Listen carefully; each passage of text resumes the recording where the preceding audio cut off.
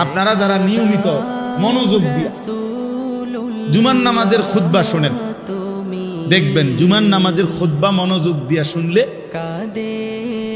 প্রায় অধিকাংশ শতকরা ৯৯% ইমাম সাহেব শুক্রবারে জুমার দিন দ্বিতীয় খুতবা যখন পড়ে দাঁড়ায়া শেষ খুতবা, এই খুতবার লাস্টে এই আয়াত পড়ে খুতবা শেষ করে।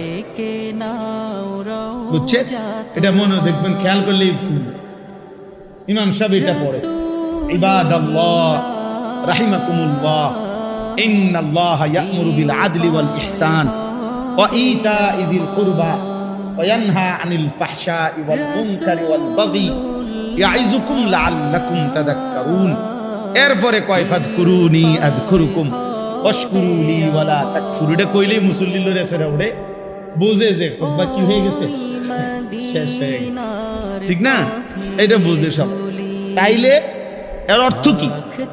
অর্থ হলো খতিব সাহেব, ইমাম সাহেব এটা বুঝাইতে চায় যে মুসল্লিদেরকে, শোনেন আল্লাহর বান্দারা, আমি যাই কইছি না কইছি এই শেষ করলাম আল্লাহ তাআলার স্পেশাল এই ওয়াজ দিয়ে।